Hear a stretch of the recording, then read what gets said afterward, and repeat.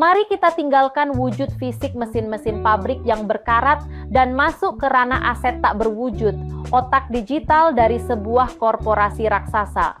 Di slide ini, PT Telkom tidak sedang mendanai pembangunan menara BTS atau menggelar kabel fiber optik bawah laut. Mereka sedang membakar miliaran rupiah untuk mengakuisisi hak guna lisensi atas perangkat lunak ERP dari Oracle. Ini adalah perwujudan sempurna dari konsep amortisasi di bawah payung standar PSAK 19. Tantangan terbesar bagi direktur keuangan di sini adalah sifat asetnya yang sama sekali tidak memiliki substansi fisik. Sebuah perangkat lunak tidak akan pernah aus karena gesekan, tidak akan berkarat, dan tidak bisa hancur karena cuaca.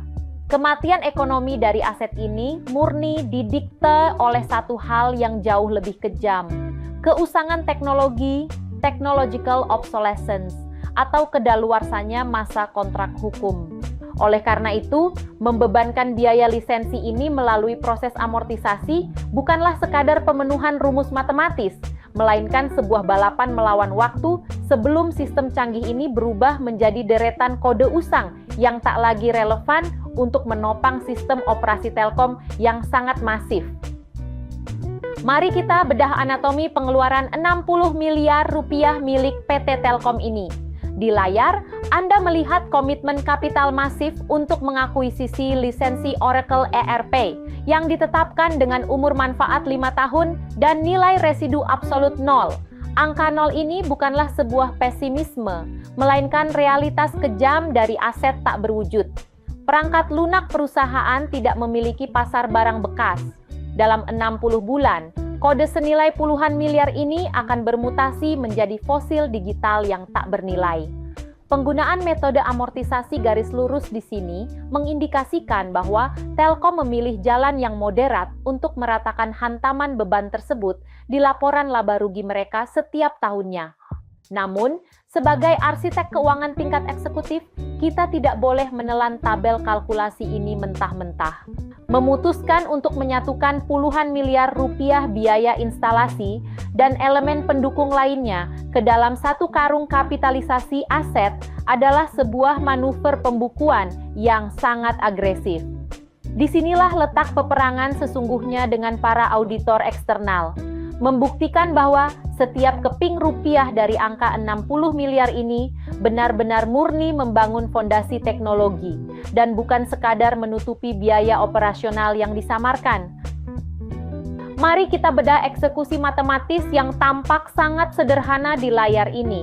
Secara kalkulasi, membagi 60 miliar rupiah dengan 5 tahun masa manfaat untuk menghasilkan angka 12 miliar rupiah per tahun adalah matematika dasar yang tidak perlu diperdebatkan.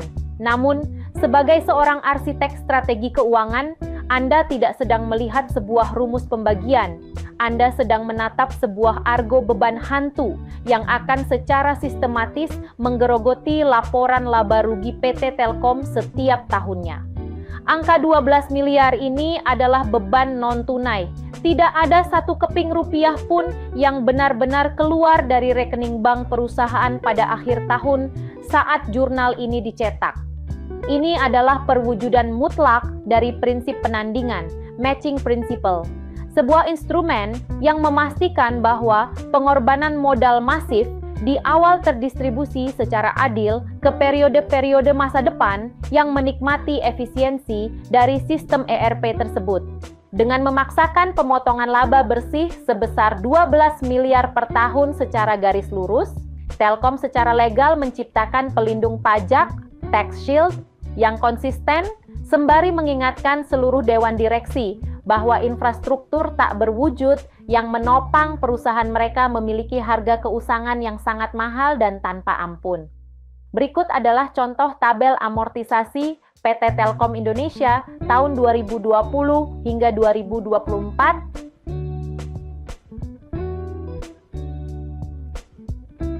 Mari kita bedah anatomi dari eksekusi akhir pembukuan PT Telkom di layar ini.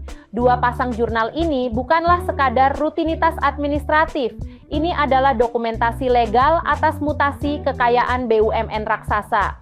Pada tanggal 1 Januari, sisi kredit pada kas merekam sebuah pendarahan likuiditas yang ekstrem sebesar 60 miliar rupiah. Namun, uang tersebut tidak menguap menjadi kerugian operasional. Nilainya berhasil diselamatkan dan dibekukan wujudnya ke dalam debit aset tak berwujud. Kemudian, kejeniusan dari konsep amortisasi meledak di jurnal penyesuaian pada tanggal 31 Desember. Tanpa harus mengeluarkan uang tunai sepeser pun di hari itu, Telkom secara sah memaksakan hantaman beban sebesar 12 miliar rupiah ke laporan laba rugi mereka. Eksekusi debit pada beban amortisasi ini adalah perwujudan mutlak dari kewajiban membagi pengorbanan masa lalu ke periode yang sedang menikmati efisiensi sistem hari ini. Memahami struktur jurnal ini membuktikan bahwa Anda tidak lagi sekadar melihat angka yang masuk dan keluar, melainkan mampu membaca bagaimana sebuah korporasi menggunakan perisai beban non-tunai untuk mendikte besaran laba bersih dan mengamankan arus kas pajaknya dari otoritas fiskal. Mari kita bedah makna strategis di balik kebijakan amortisasi PT Telkom ini. Di layar, Anda melihat 3 poin analisis yang pada dasarnya bermuara pada satu insting krusial korporasi, pengendalian volatilitas. Bayangkan jika Telkom mengeksekusi skenario ketiga, membebankan seluruh biaya 60 miliar rupiah pada hari pertama lisensi ERP itu diaktifkan. Laporan laba rugi tahun 2020 akan hancur lebur seketika, memicu kepanikan massal di kalangan pemegang saham, dan menghancurkan valuasi perusahaan di bursa efek. Disinilah amortisasi bertindak sebagai shock absorber atau peredam kejut finansial kelas atas. Dengan memecah beban raksasa tersebut ke dalam alokasi 5 tahunan yang presisi, Telkom tidak hanya sedang mematuhi prinsip penandingan biaya, tetapi secara aktif merekayasa stabilitas laba bersih mereka. Manajemen sedang mengirimkan sinyal visual kepada pasar modal bahwa investasi teknologi masa depan tidak harus dibayar dengan mengorbankan performa keuangan hari ini. Ini adalah bukti absolut bahwa akuntansi ketika dipraktikkan di level eksekutif bukanlah sekadar alat pencatat sejarah, melainkan senjata utama untuk mendikte ekspektasi pasar dan memproteksi nilai perusahaan.